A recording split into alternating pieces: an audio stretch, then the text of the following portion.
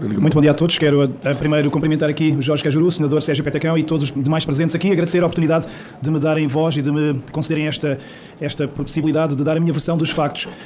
Vou fazer aqui uma declaração que até preparei para que não me esqueça de nada, porque é uma informação muito importante, porque eu sei que neste momento estão milhões de brasileiros a ouvir esta audiência e com expectativa em saber o que é que um cidadão europeu está a fazer aqui. O facto de eu estar aqui já é gravíssimo, porque eu não sou brasileiro, eu sou português.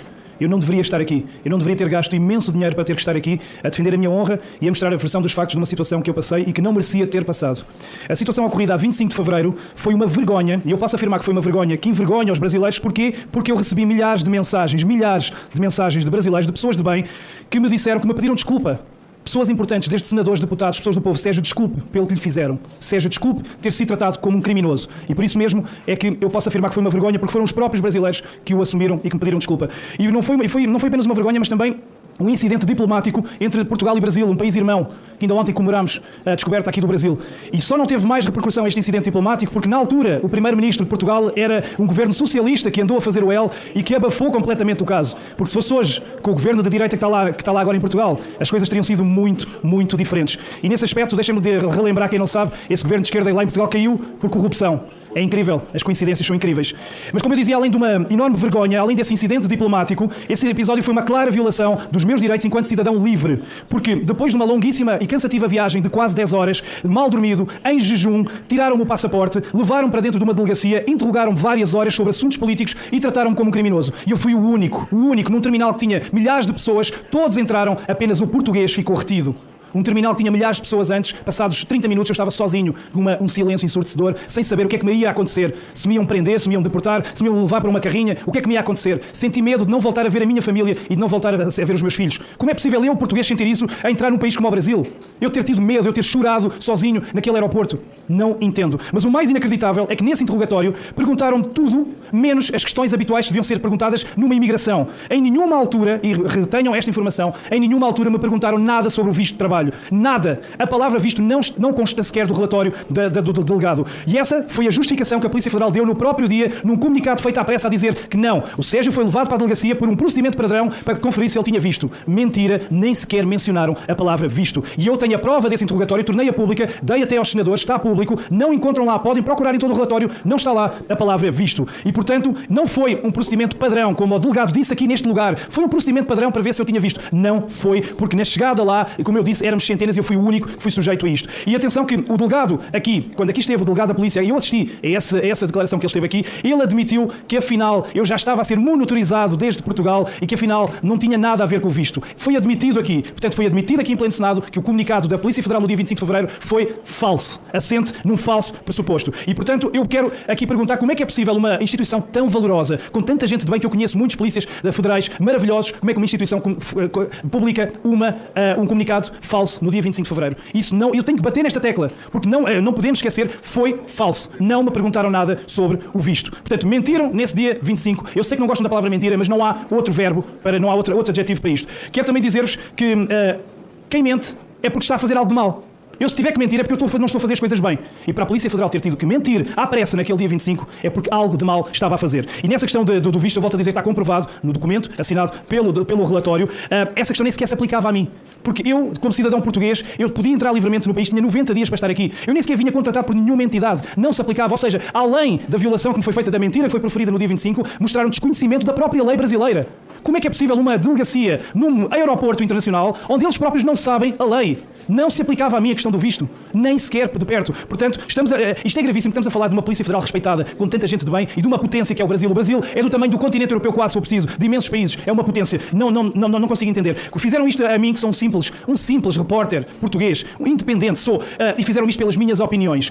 Mas atenção, que eu já assisti lá em Portugal à entrada de ditadores sanguinários neste país, como Maduro, e não foram sujeitos a nenhuma entrevista, não lhes perguntaram porque é que atrocidam o seu povo lá no seu país. Mas o repórter independente Sérgio Tavares é-lhe perguntado coisas sobre o 8 de janeiro, sobre Flávio Dino, sobre Alexandre de Moraes. Não consigo entender, sinceramente, eu não consigo entender. Eu pergunto porque é que a opinião de um cidadão português incomoda tanto a Polícia Federal. Eu sou um simples repórter independente. Porquê é que os incomodou assim tanto? E porquê que quem mandou fazer o interrogatório veio de Brasília? Porque, pasmem-se, e o meu advogado está aqui, e ele foi testemunha, o delegado, quando eu cheguei lá, ele disse-me: olha, eu não sei porque é que você está aqui. Eu nem sei o que é que lhe tenho que lhe perguntar.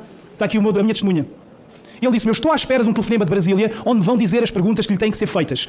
Ou seja, nada a ver com o visto. E bem ali à frente, por mais incrível que pareça, o delegado atende o telefone à minha frente, à frente do meu advogado, e escreve as perguntas e até as soletra em voz alta.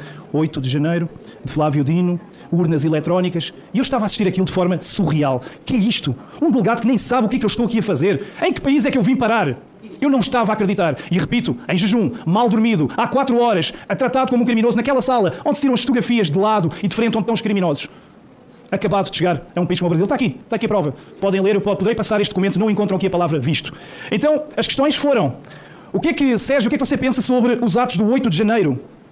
Mas o que é que interessa a minha opinião sobre o 8 de janeiro? Eu nem sequer estava cá. Eu estava em Portugal. Eu não tenho nada a ver com o 8 de janeiro. E mesmo que eu tenha a minha opinião, eu sou um cidadão livre, eu posso pensar o que eu quiser. Perguntaram-me o 8 de janeiro. A sério. Depois perguntaram porquê que o Brasil, porquê que você é da opinião que o Brasil vive uma ditadura do judiciário. E nessa altura, bem aconselhado pelo meu advogado, não respondi a nenhuma questão, mas quase me apetecia fazer um gesto. Olhem por isto que está aqui a acontecer. Isto não é normal. Não é normal. Foi a segunda pergunta. A terceira, o que é que eu penso de Alexandre de Moraes? O que é que eu penso de Flávio Dino? Isto são perguntas sobre um visto.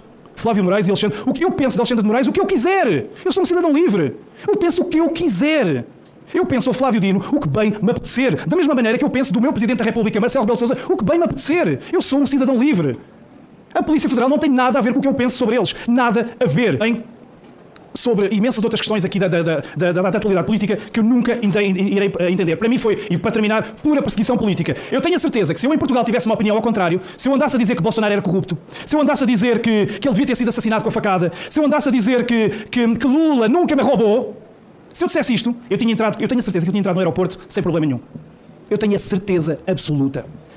Porque isto está a acontecer tudo para um lado. E eu sou a prova disso. Este episódio que aconteceu comigo pôs a nu essa perseguição política, pôs a nu a censura, a perseguição e a privação dos direitos e a privação da liberdade de expressão. Mas sempre a quem pensa à direita, a quem pensa de forma conservadora. Já nós na Europa, até nós na Europa já sabemos isso. E eu passei por isso. Porque, como eu disse, se eu tivesse a opinião do outro lado, eu tenho certeza que nada me ia acontecer. Agora eu digo, se eu que sou europeu, eu passo por isto, eu imagino o que os brasileiros da direita estão a passar. Eu imagino a perseguição, o terrorismo psicológico que não estarão a fazer às pessoas da direita. Porque se eu que sou europeu, eles nem hesitaram em tratar-me como um criminoso, eu imagino. Agora eu entendo o que é que estão... Quando me falavam do Daniel Silveira, quando me falavam do Alan dos Santos, Osvaldo Eustáquio, Ludmila Lins, Grilo, Paulo Figueiredo, Constantino. Eu imagino os horrores que este judiciário não estará a fazer a essa gente pela sua opinião. Pelo que eles dizem pela boca e pelo que eles pensam. Nunca os vi roubar, nunca os vi estuprar ninguém, nunca os vi serem corruptos. Sempre os ouvi foi falar. Estão a ser tratados, eu imagino como é que eles estão a ser tratados. Se eu que sou europeu, fui tratado como criminoso. Portanto, eu quero aqui dizer, e esta é a mensagem principal, que como esses muitos milhares estão a ser tratados como criminosos, em Portugal, no meu país, estão lá imensos jornalistas brasileiros escondidos de forma clandestina, com medo que lhes congelem as contas, com medo que tirem os passaportes, que persigam a sua família, que os matem, que lhes façam tudo e mais alguma coisa. Isto não é normal. Isto não é normal. Ter no meu país brasileiros jornalistas fugidos com medo não é normal. E eu sou a prova disso. Portanto, o que eu quero dizer é que eu sou livre para pensar o que eu quiser. E neste momento, eu já me apresento no Brasil não só como repórter que vem mostrar à Europa o que as televisões escondem, mas como prova viva, eu sou uma prova viva de perseguição política pela sua opinião. E, portanto, eu tenho o direito de dizer aquilo que eu bem quiser, porque, volto a repetir, sou um ser humano livre.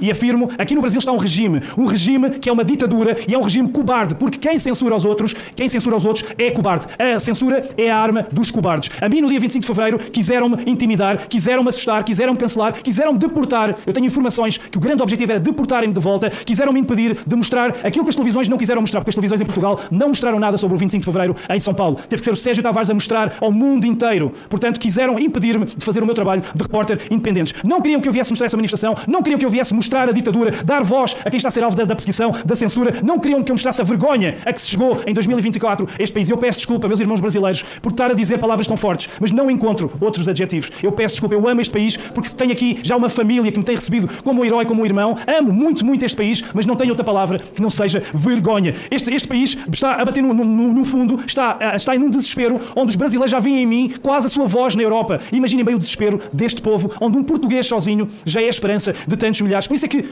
fui subir no caminhão na Paulista, no Rio de Janeiro, e falei, porque as pessoas querem ouvir as vozes de fora. Já perceberam que aqui dentro não dá. Por isso é que temos aqui pessoas valorosas como a Bia Kicis, como aqui o meu amigo da Rondônia, como o Marcelo, como tantos outros, como o Eduardo Jorge Girão, Flávio, que correm o mundo a denunciar. Eu estive em Washington, estive em Bruxelas a denunciar com eles o que se passa. É desesperante. É o que me fizeram, é uma amostra do que está a acontecer aos brasileiros. É um regime onde monitorizam redes sociais de estrangeiros, comprovado e admitido pelo próprio delegado aqui, que tenham opiniões diferentes, porque se forem estrangeiros que defendam marxismo, comunismo e outras coisas assim, esses entram sem problema nenhum. É um regime que passa a vergonha no mundo inteiro de ser exposto o jogo sujo que as autoridades judiciais estão a fazer nas Big Techs, a manipularem as Big Techs, a manipularem a verdade e as eleições e o pensamento das pessoas através do Twitter, através do Instagram e do Facebook. Está provado. Não sou eu que estou a dizer. Está provado. E está tudo provado. Manipulação completa.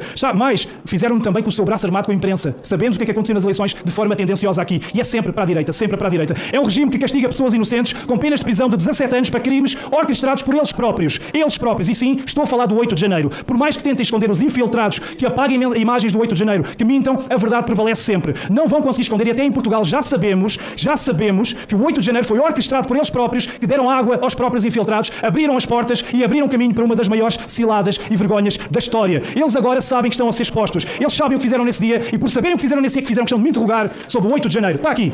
8 de janeiro. Porque eles sabem a mentira que foi esse 8 de janeiro. E por isso estou a condenar pessoas inocentes a 17 anos de prisão, pessoas que nem sequer entraram dentro dos edifícios, que estavam em frente aos quartéis, só para servirem de exemplo para atemorizarem os outros. Eles têm também sangue nas mãos de patriotas por causa dessa cilada, dessa mentira morreram, como o Clériston. Tantos inocentes, eles têm muito sangue nas mãos. Este é um regime onde os seus intervenientes lá, no judiciário, orgulham-se de dizer que derrotaram o bolsonarismo. O que é isto? Um país onde ministros dizem que derrotam uma vertente política. Não se admite. Eles perseguiram e perseguem o homem mais amado do Brasil, afastaram ilegitimamente Bolsonaro da política porque sabem que ele tem o povo do lado dele. E atenção, a Bolsonaro nunca ninguém poderá chamar de ladrão. Nunca. Isso podem ter certeza. E para terminar, este regime tem um nome. Regime de Moraes. É um regime onde eles admitem que as eleições não se ganham, que as eleições se tomam. É um regime onde eles assumem que missão dada é missão cumprida. E é um regime de ataques às liberdades. Por exemplo, Jorge Soros. Ele gasta milhares a financiar ONGs que promovem a censura, promovem a perseguição e promovem as agendas nefastas que estão a ser levadas neste país. É um regime que vê arder e desmatar a Amazónia como nunca, mas que já não paga aos artistas para chorarem lágrimas de crocodilo agora para a Amazónia. Agora já não interessa as lágrimas a cair. É um regime